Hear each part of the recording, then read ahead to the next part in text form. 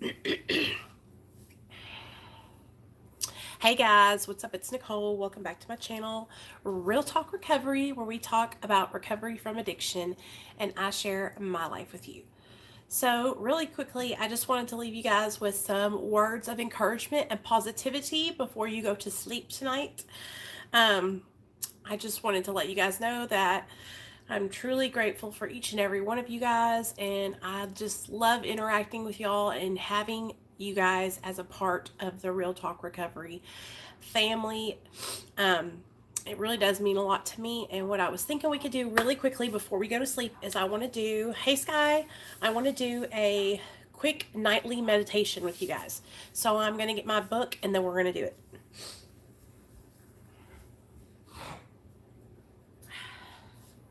Come on, Paco. Okay. Hey, Christy. Okay. So we are going to do, all right, we're going to do a nighttime meditation. So if you guys wanted to know where you can find this, you can find this in the Alcoholics Anonymous Big Book on page 86. Alcoholics Anonymous Big Book, page 86. All right. So here we go. When we retire at night, we constructively review our day. So this is what we're going to do. This is, I want you, as I'm reading this, and as I read off each check, I want you to check in your mind if you did any things, and if you did, what you need to make changes in, okay? All right. So when we retire at night, we constructively review our day. Were we resentful, selfish, dishonest, or afraid? Do we owe an apology? Have we kept something to ourselves which should be discussed with another person at once? Were we kind and loving towards all? What could we have done better? Were we thinking of ourselves most of the time? Or were we thinking of what we could do for others, of what we could pack into the stream of life? But we must be careful to not drift into worry, remorse, or morbid reflection, for that would diminish our usefulness to others. After making our review, we ask God's forgiveness and inquire what corrective measures should be taken. Hey, Merc. So let's go through that checklist together. And I used to do this all the time before when my channel was a little bit smaller. So, okay. All right. So let's start out at the very beginning where it says, were we resentful, selfish, dishonest, or afraid? Okay, so was I dishonest today? No. Was I selfish? Maybe a little bit. Maybe I was a little bit. Today, me and my husband were driving, or me and Neil wanted to take his car to get it washed. And I was like, no, let's take my car and get it washed because mine's dirtier.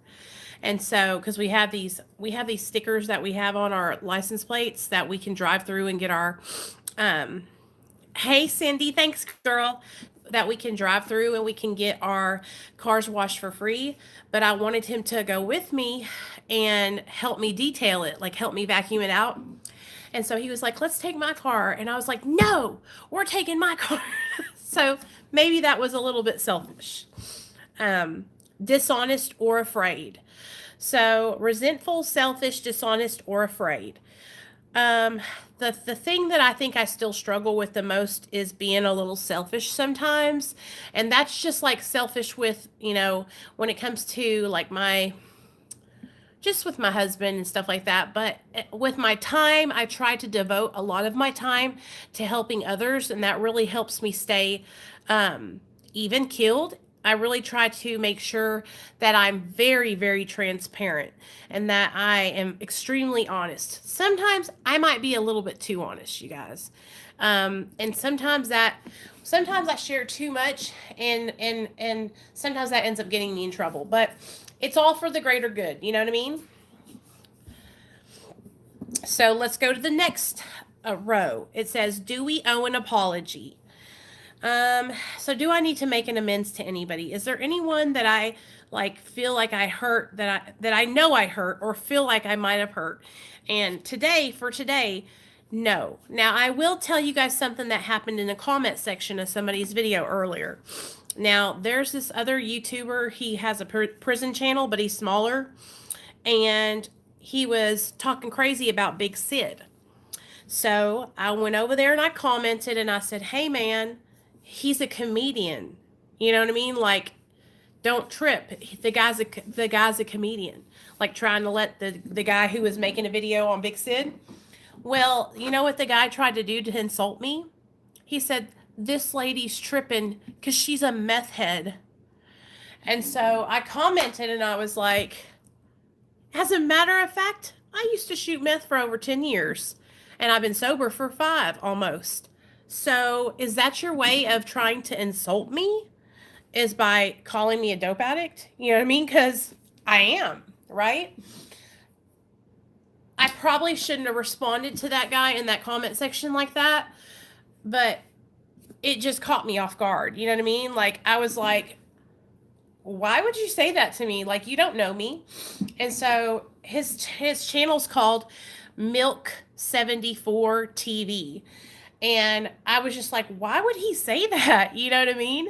Oh, not Sid. Sid didn't say that. This other guy said it. This channel called Milk 74 TV made a video about Big Sid, talking shit about Big Sid, because the guy Milk doesn't understand that Sid is a comedian.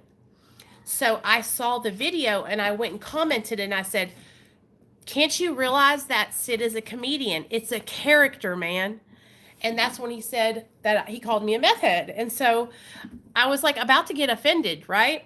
But then I was like, you know what? Yeah, I'm in recovery. And that's what I do. I use my channel to help others. I said, I use my platform to help others. What do you do with yours? So, take that. Yeah. So I was like, why would you say that though? Like, it's almost like he thinks calling me an addict is an insult. And it's not. It's not to me. Me being an addict, you guys, me being in recovery is my greatest asset. You know why? Because I've learned so much. And I'm not ashamed. I'm not ashamed to be an addict in recovery. You know, I'm not ashamed of that at all. And none of us should be ashamed of that.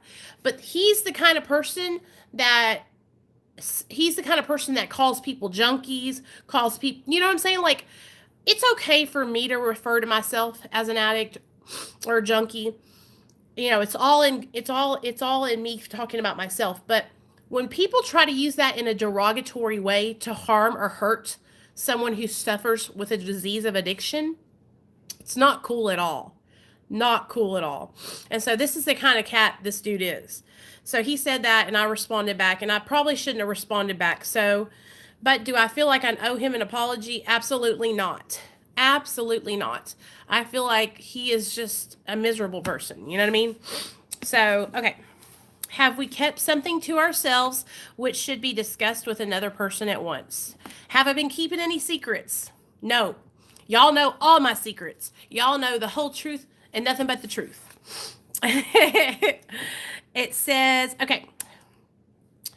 Were we kind and loving toward all? I absolutely try. I try so hard to make sure that I treat other people the way that I want to be treated. You're right, Sky. You're right. What could we have done better? Were we thinking of ourselves most of the time, or were we thinking of what we could do for others? And this is what I'm talking to you guys about. This is where I learned that helping others will help you so much. Helping other people can save your life. It saved mine.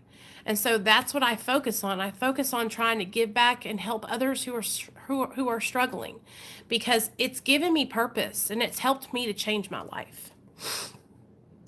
It says we must be careful not to drift into worry, remorse, or morbid reflection, for that would diminish our usefulness. So you know how I was kind of like getting on Bella a little bit today about her being in a bad place about losing her family members? And it's not because I don't have sympathy or empathy for her. It's because when we slip into worry, remorse, or morbid reflection, it diminishes our usefulness, okay?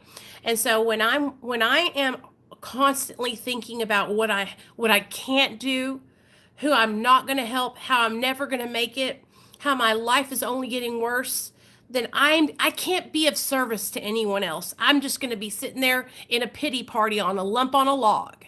Do you understand what I'm saying?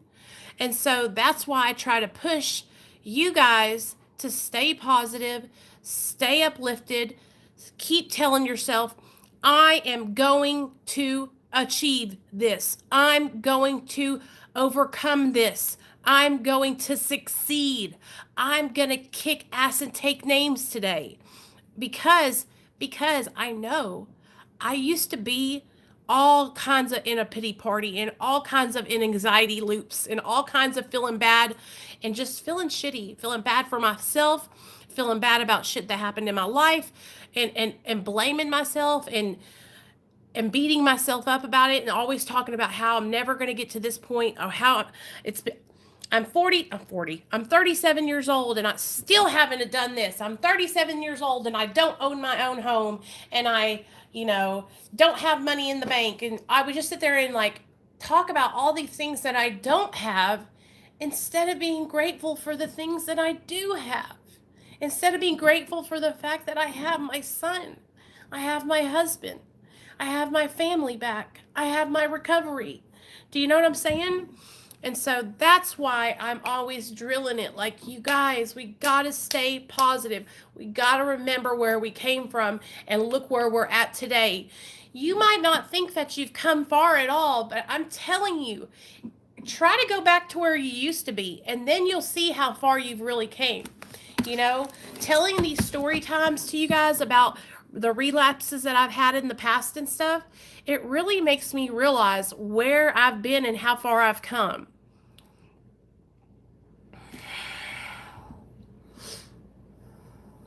Sky, what kind of surgery are you having? And here's the thing, like, is it an elective surgery, Sky? Because if it's an elective surgery and you haven't been sober for a while, why don't you put it off and try and wait for a little bit until you get your sobriety time built up? Do you understand what I'm saying? If it's an elective surgery, if it's something that you can say, hey, doc, I've only been sober for 6 months and I really want to make sure that I've been sober a year before I have to battle this demon. You know what I mean? Because sometimes, you guys, it's just, you got to look at it this way. If it's something that's not life-threatening and you can put it on hold until you get yourself stabilized and strong in your sobriety, then do it. Because the minute I had a chance to take Norco 10s, I told a story right before this video, I just put it up. I relapsed because I didn't have any kind of stabilization, any kind of foundation. I was still really I just didn't have a foundation. I didn't have support. And if it's not something that you can put off for a later date, then you need to start getting yourself, make sure you have a sponsor, make sure you have a therapist, make sure that you have a bunch of people that are sober in recovery that will be able to hold you accountable, and make sure that when you get those pills that you don't hold them. You give them to somebody else, plain and simple. You do not hold them. You have someone else give you that medication. Do you understand? That's how you handle it. You make a plan, sis. Make a plan. And I promise you, you will be okay. I had a friend that had surgery on, I think it was gallbladder surgery or something. And he was so afraid that he was going to, take the pills and relapse and be all kinds of crazy, right? Honey, he had his sponsor hold the pills. His sponsor gave them to him as they were prescribed. He's fine. And then I also had a friend who had surgery, and they just flat out said no, they didn't want the pain meds. And they did fine too. So you can take pain medication as prescribed in recovery. You just have to have a plan, okay? You know what? I'll make a video all about that. I'll make a video just about surgeries during recovery and how to make a plan to stay sober and not go back out. Okay, guys? Okay. So, go to sleep tonight. Sleep well. I want to show you guys. I will, Krissy. I'm going to show you guys the necklace that her channel is called Karima After Addiction. It used to be called Help with Suboxone Withdrawal, but now it's Karima After Addiction. I linked her channel in the community tab. But she made me this necklace, and it's a pair of handcuffs.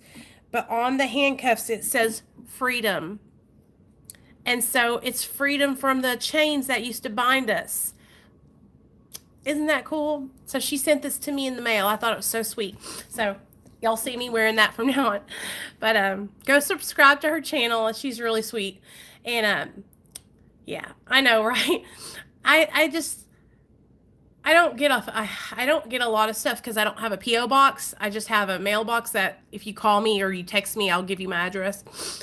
But when I do get something, you guys, it's so sweet, just the things that people think of to send me, because a lot of it's just like, it's just them showing that they care about me, you know? Oh, no. Girl, I am 37. I'll be 38 in March, and we're going to have a party when that happens. So, anyways, I love you guys, okay? Stay safe, stay sober, keep rocking your recovery. Like I said, if you need help with anything, just text me on the Real Talk Recovery phone line. It's in the description box of all my videos. And tomorrow night, we're having a Patreon-only live stream at 7. So if you want to join Patreon, you can join Patreon. It's $3 a month, and that's just for patrons. So if you want to come to that, you have to join there. But, you know, I'll be going live sometime tomorrow anyway. But I just wanted to do that nighttime meditation with you guys. Yeah. I love you guys, and I hope you have a good night.